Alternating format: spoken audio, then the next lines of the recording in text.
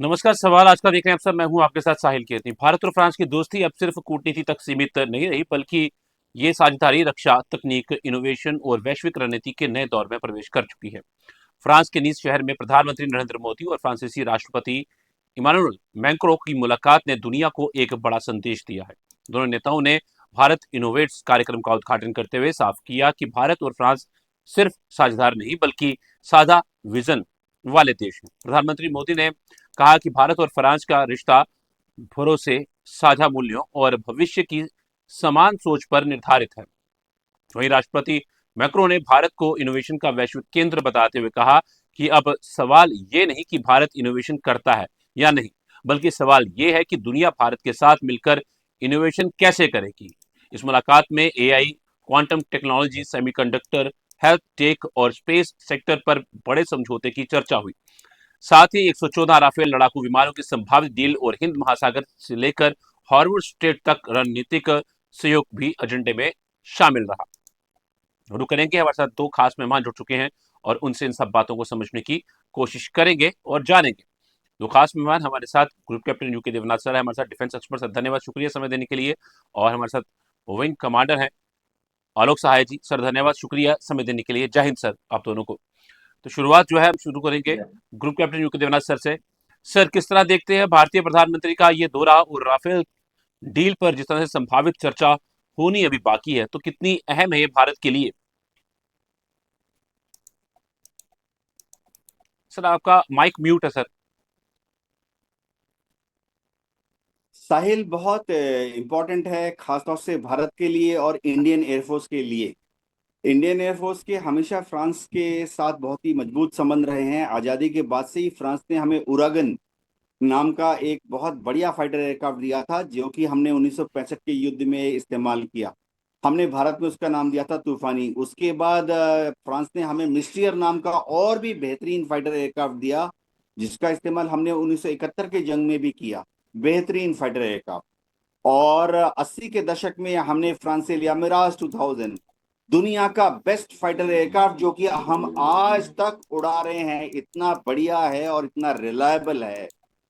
सबसे बड़ी बात है कि अब हम फ्रांस से खरीदने जा रहे हैं रफाइल। भारत सरकार ने ऑलरेडी लेटर ऑफ रिक्वेस्ट दे दिया है फ्रांस की सरकार को। लेटर ऑफ रिक्वेस्ट का मतलब है कि अब हमने गौना कर लिया, जैसे हम कहते हैं ना उत्तर भारत में, रोका कर लिया है फ्रांस के साथ कि अब हम उनका रफाइल खरीदेंगे 114।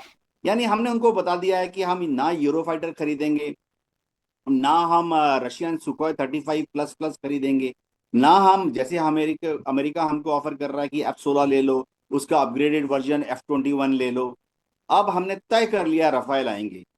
साहिल, इसके अलावा फ्रांस के साथ हमारा खास संबंध इसलिए भी हो जाता है क्योंकि फ्रांस लगातार हमें दूसरे इंडस्ट्रीज में, खासतौर से इलेक्ट्रॉनिक के क्षेत्र में ट्रांसफर ऑफ टेक्नोलॉजी लगातार देता रहा है।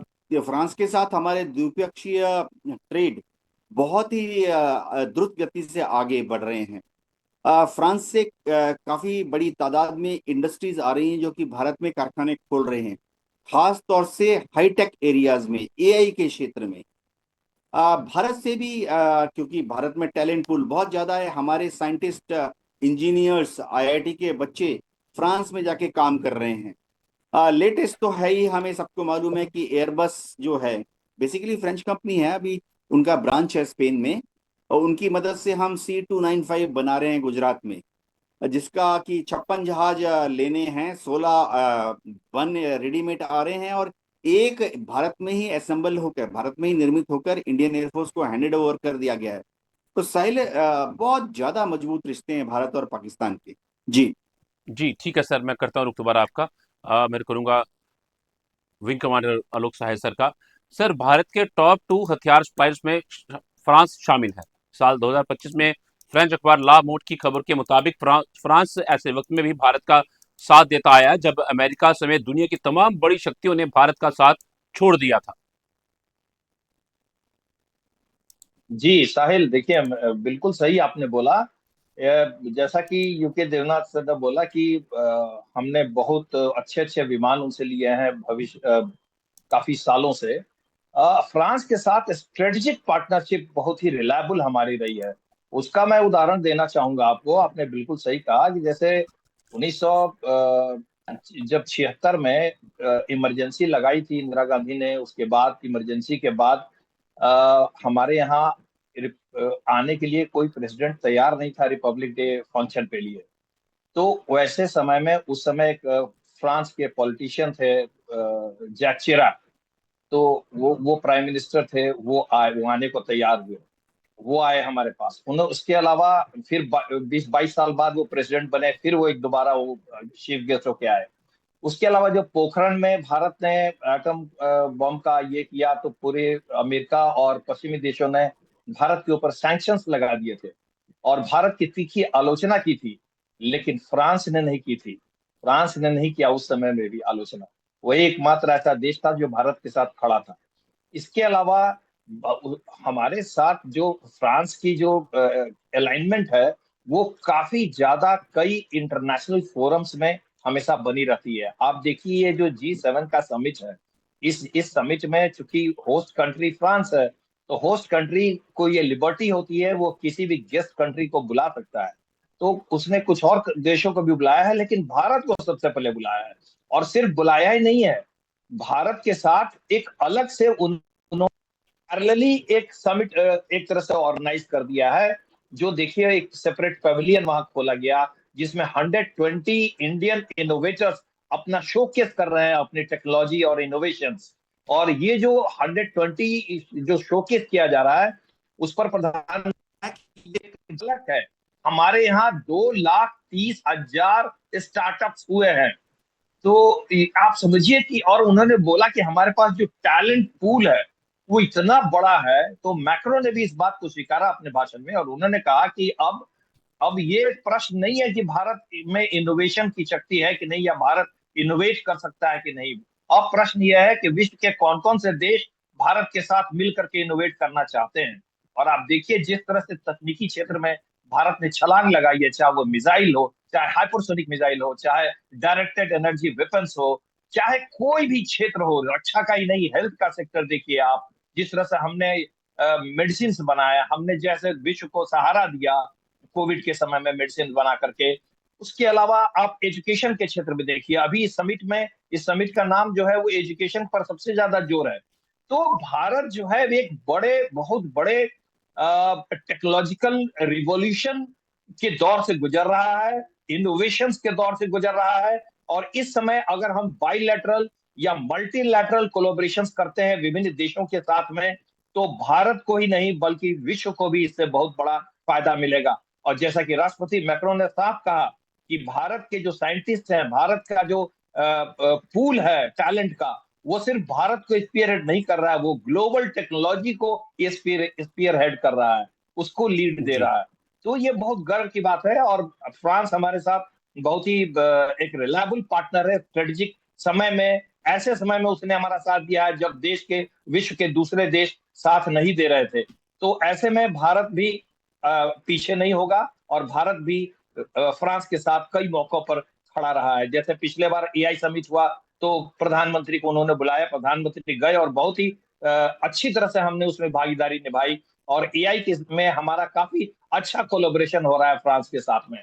तो साहिल, ये जो फ्रांस के साथ हमारी नजदीकियां है वो नई नहीं है, बहुत पुरानी है, और दिनों दिन ये प्रगाढ़ होती जा रही हैं। और ये जो इंटरफेस कंट्रोल डॉक्यूमेंट का जो इशू है और सोर्स कोड का रफाल के साथ, मुझे लगता है कि इसी दौरे में ये मामला भी सुलझ जाएगा। जी हाँ।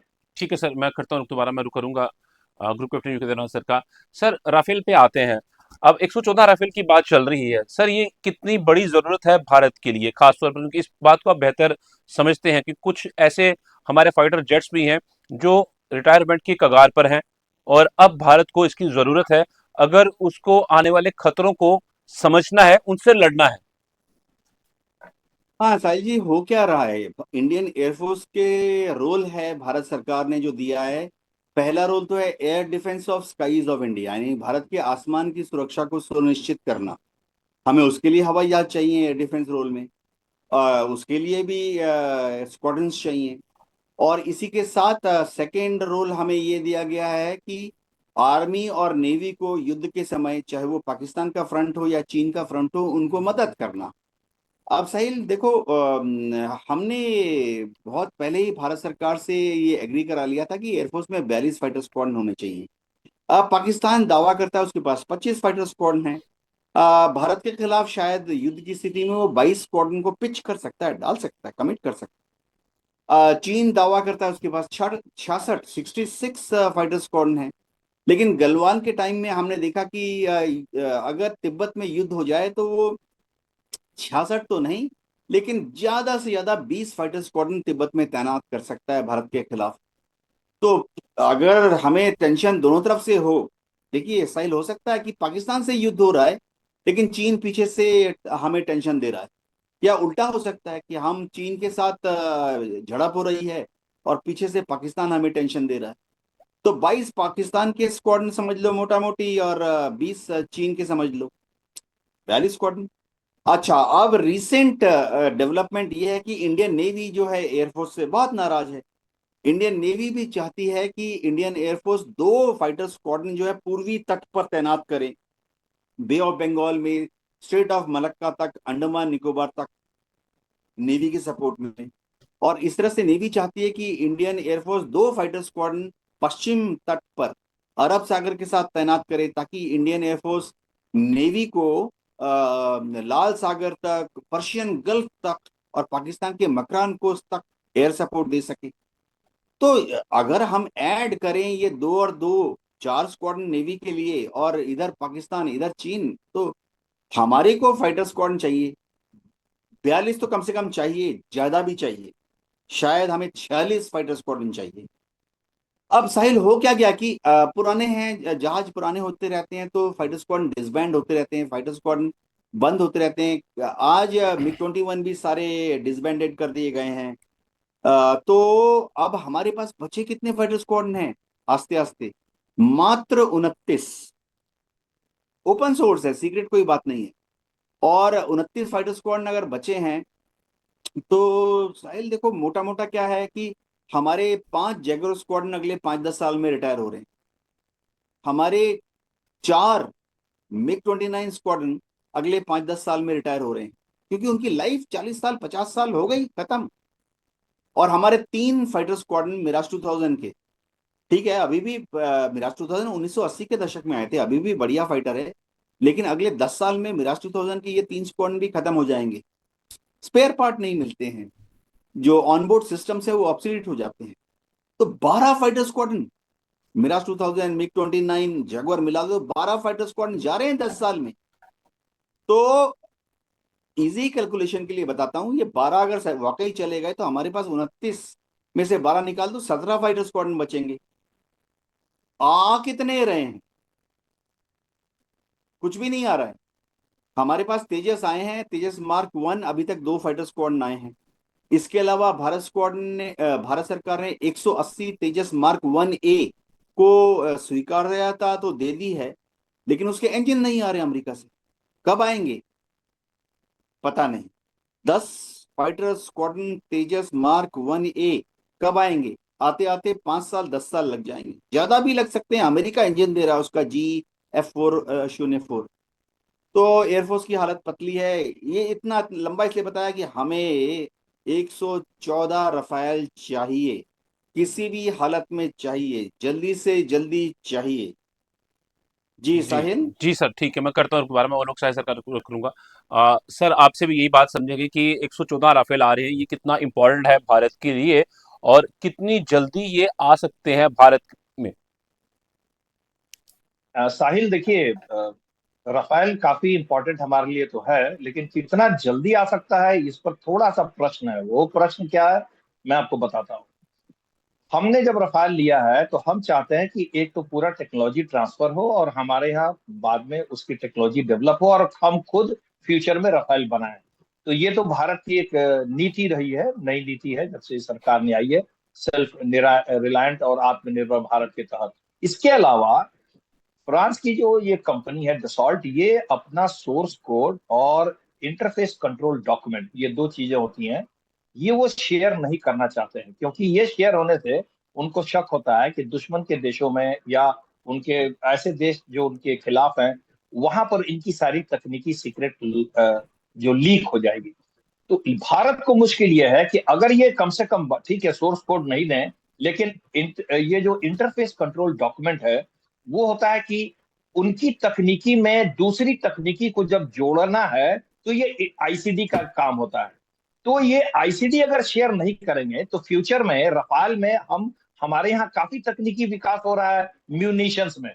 हमने आज तक उनके पास, जैसे हम रफाल लेंगे तो उसमें मिटियोर होगा, एयर टू एयर मिसाइल। उसमें आपको स्कैल्प है ना, air to surface cruise missile है। उसमें मिटियोर है, एयर टू एयर मिसाइल। और आइसा रडार है। लेकिन ये सारी चीजें हमने डेवलप कर ली हैं, और हमने एयर टू एयर मिसाइल जो आस्त्रा 2 और फ्यूचर में आस्त्रा 3, ये उनसे बेहतर होगा।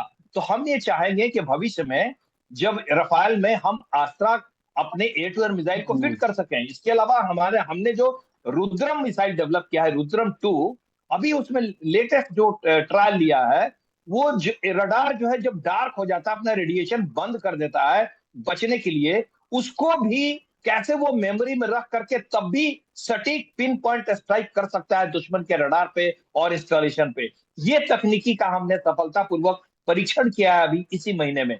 तो हम चाहेंगे कि हम रुद्रम 2 का भी उस पर लगा सकें रफाल में। लेकिन जब तक आईसीडी नहीं होगा, हम उसमें लगा नहीं पाएंगे। और इसके लिए हमको हर बार जहाज को फ्रांस भेजेंगे नए नए तकनीकी और नए नए अपने म्यूनिशंस को लगाने के लिए, तो वो कॉस्ट इफेक्टिव नहीं होता है, वो इतना महंगा हो जाता है कि फिर हम वो कर नहीं पाएंगे। तो इसी के लिए बातचीत चल रही है फ्रांस से कि भाई आप आईसीडी दे दीजिए।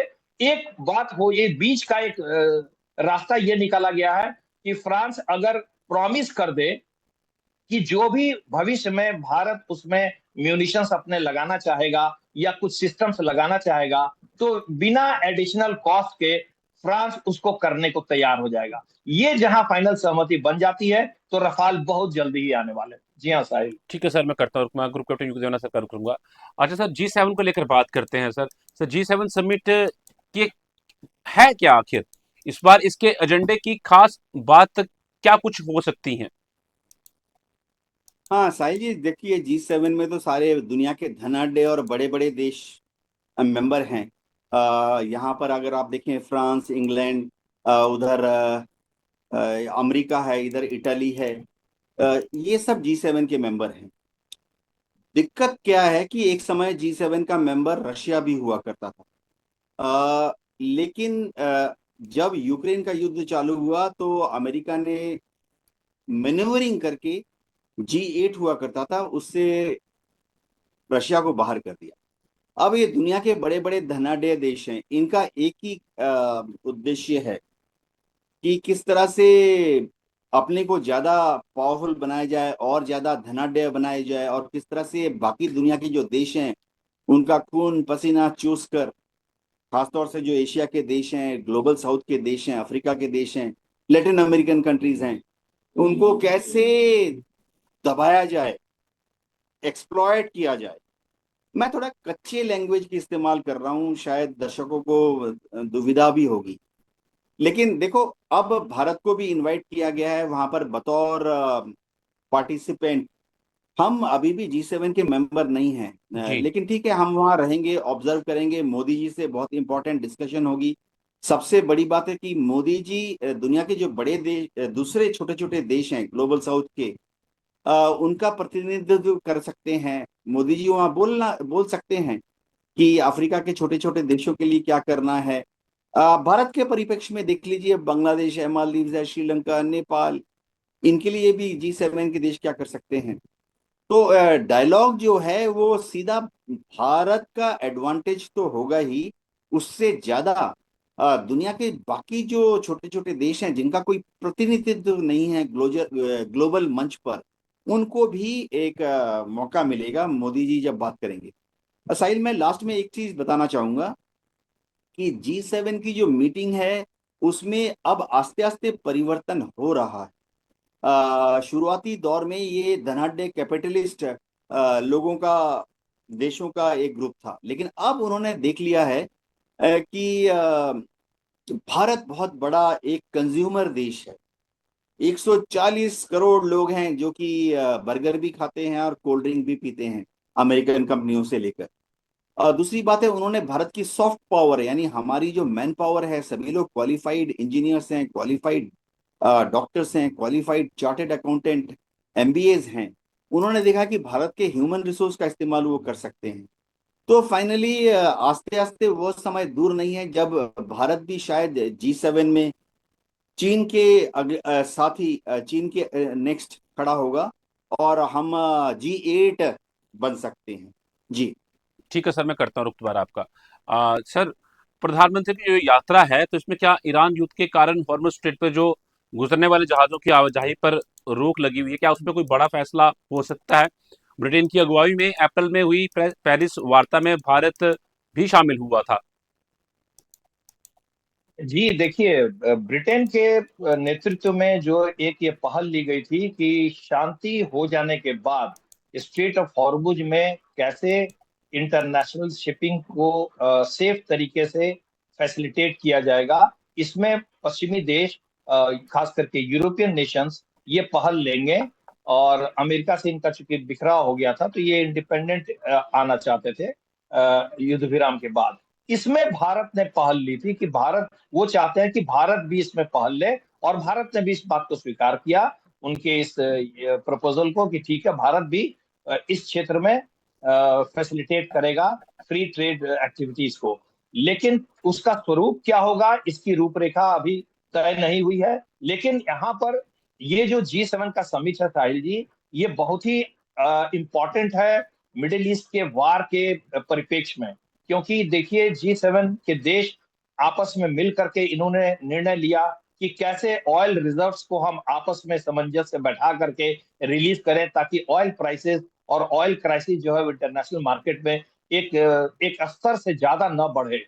इसके अलावा G7 का इसके सामने बहुत सारे चैलेंजेस हैं मिडिल ईस्ट के नजर में रखते हुए, कैसे इस क्षेत्र में शांति हो। अगर शांति नहीं होती है तो हम जो ये देश है और भारत और जो ग्लोबल साउथ है, उसकी भूमिका क्या होगी, और हमारी भूमिका क्या होगी। क्या हम भविष्य में इस क्षेत्र में कुछ विकास या शांति के रूप में किस रूप में पहल ले सकते हैं, इस पर निर्णय लिया जाएगा। और जिसमें अच्छी बात यह है कि ये पश्चिमी देश, G7 देश, भारत की तरफ भी देख रहे हैं और हेल्पिंग हैंड हमसे वो मांग रहे हैं। तो निश्चित रूप से ये एक अच्छा संकेत है। जी हाँ। ठीक है सर। मैं रुक करता हूँ ग्रुप कैप्टन यूके देवेना सर का। सर, 17 जून को G7 समिट के दौरान अमेरिकी राष्ट्रपति ट्रंप से द्विपक्षीय मुलाकात होने की उम्मीद जो है वो जताई जा रही है। दोनों नेताओं की मुलाकात जो है ये तकरीबन 16 महीने के बाद होने वाली है। आखिरी बार ये फरवरी 2025 में वाशिंगटन में इनकी मुलाकात हुई थी। तो सर, इस मुलाकात को आप किस तरीके से देखते हैं? अगर होती है तो ये किन किन बातों में समन्वय बनने की उम्मीद है, और भारत के लिए कितना बेहतर होगा सर? हाँ साहिल, देखो, G7 की मीटिंग के पटल में तो भारत नहीं है मेन मंच पर, लेकिन उसके साइड में, बाइलेंस में मोदी जी की जो मुलाकात होगी डोनाल्ड ट्रंप में से, वो थोड़े समय के लिए होगी। और सबसे ज्यादा जरूरी, मोदी जी कहेंगे कि जो बायलैटरल ट्रेड एग्रीमेंट है अमेरिका और भारत के बीच में, उसमें अमेरिका को थोड़ा सॉफ्ट रुख अख्तियार करना पड़ेगा। डोनाल्ड ट्रंप जैसे ही प्रेसिडेंट बने पिछले साल, उन्होंने तो भारत को डराना शुरू कर दिया। 500% टैरिफ, 200% टैरिफ, 50% टैरिफ। अभी भी डराते हैं। अभी पिछले हफ्ते ही अमेरिका ने कह दिया कि भारत में फोर्स्ड लेबर का इस्तेमाल हो रहा है, यानी बंधुआ मजदूरों का इस्तेमाल हो रहा है, तो भारत पर 18% टैरिफ। तो मोदी जी शायद डोनाल्ड ट्रंप को ये कहेंगे कि देखिए, भारत की अपनी इकोनॉमिक सोशल रिक्वायरमेंट है, और ये टैरिफ टैरिफ खेलकर अमेरिका भारत को परेशान ना करे। विन विन सिचुएशन ये है कि अमेरिका भारत के साथ व्यापार करे, हम अमेरिका के साथ व्यापार करें। हमारा व्यापार जो अभी फिलहाल 120 बिलियन डॉलर का है, द्विपक्षीय व्यापार, वो बढ़ के 140, 160, 180 बिलियन डॉलर हो सकता है, बशर्ते अमेरिका आर्टिफिशियल बैरियर्स ना क्रिएट करे। डोनाल्ड ट्रंप तो बिजनेसमैन है। वो अभी फिलहाल क्या हो रहा है कि पिछले कुछ दशकों से जो ट्रेड सरप्लस है वो भारत के फेवर में है, कोई 40 बिलियन डॉलर। तो डोनाल्ड ट्रंप बड़े परेशान दिखते हैं। लेकिन डोनाल्ड ट्रंप को समझना पड़ेगा कि 40 बिलियन डॉलर अमेरिकन इकोनॉमी के लिए कुछ नहीं है।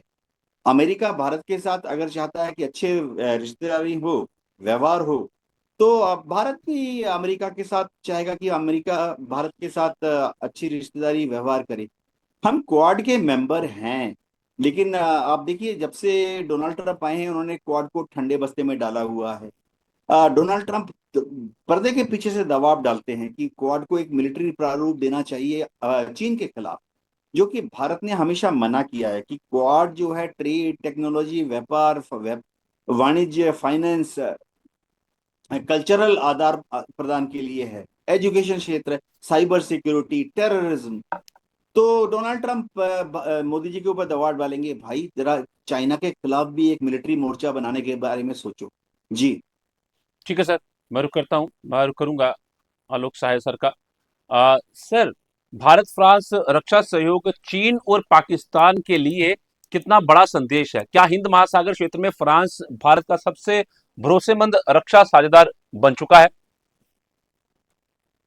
जी हाँ, देखिए साहिल जी, भारत जो है उसको सबसे बड़ा हमारा जो रिलायबल हमारा रक्षा पार्टनर है वो तो रूस है, इसमें कोई शक नहीं है। लेकिन हम पहले अगर रूस तक ही सीमित रह जाते, रूस के अलावा अगर जो पश्चिमी देशों में से एक विशाल और सक्षम देश हमारे साथ खड़ा होता है तो ये भारत को एक एज देता है, क्योंकि हम अमेरिका पर उतना निर्भर नहीं कर सकते हैं। तो अगर पश्चिमी देशों में से एक इतना पावरफुल देश हमारे साथ खड़ा होता है, साथ साथ रूस भी खड़ा है, तो ये निश्चित रूप से चीन और पाकिस्तान को एक संदेश जाएगा कि भारत जो है वो उसके पीछे बड़ी शक्तियां हैं और भारत को हल्के में नहीं लिया जा सकता है। यही नहीं, आप देखिए पूरे यूरोपीय देश आज भारत को जिस तरह से तरजीह दे रहे हैं। अभी ये जो प्रधानमंत्री साहब गए हैं, वो 18 तारीख को एक विवा टेक समिट होने वाला है, जिसमें European largest technology and startup event है ये। इसमें भारत का पेविलियन इनवाइट किया गया है। भारत भी इसमें शोकेस करने जा रहा है, पेरिस में 18 तारीख को है। तो कहने का मतलब कि अगर विश्व की पश्चिमी देशों की देश भारत के साथ इस तरह से जुड़ रहे हैं, निश्चित रूप से ये चीन और पाकिस्तान को थोड़ा सा असहज बनाएगा। जी हाँ साहिल। ठीक है सर, काफी अहम बातें आपने दोनों ने रखी हैं। अगर कोई चीज रह गई हो, अगर आपने कहा नहीं हो तो आप कह सकते हैं। Sir, group captain Yudhvendra Devnath sir, आपका क्लोजिंग कमेंट आप अगर आप देना चाहें तो।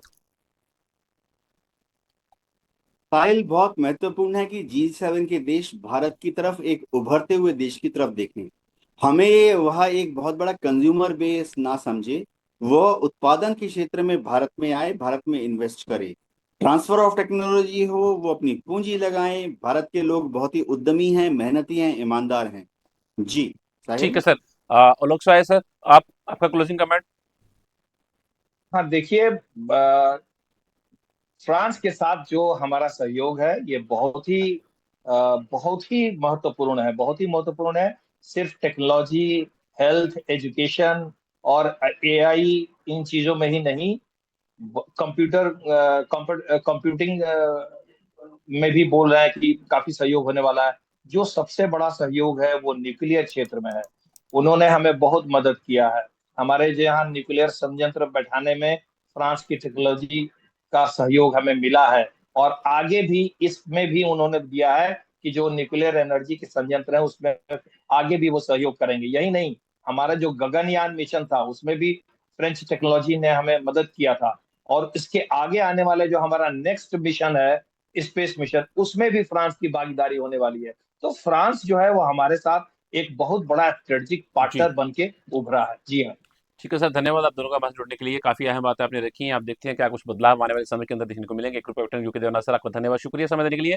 और wing commander Alok Sahay sir, आपका धन्यवाद, शुक्रिया समय देने के लिए। जय हिंद सर।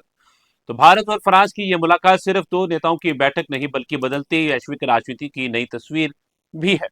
रक्षा से लेकर एआई, ऊर्जा से लेकर समुद्री सुरक्षा और स्टार्टअप से लेकर रणनीतिक साझेदारी तक, दोनों देशों ने साफ कर दिया है कि आने वाले दौर सहयोग, टेक्नोलॉजी और साझा विजन का होगा। G7 समिट, ट्रंप मोदी मुलाकात और राफेल डील जैसे मुद्दों पर अब पूरी दुनिया की नजर टिकी है। ऐसे में ये दौरा भारत की वैश्विक भूमिका को और मजबूत करने वाला साबित हो सकता है। सवाल आज का में इतना ही। मुझे दीजिए इजाजत। नमस्कार।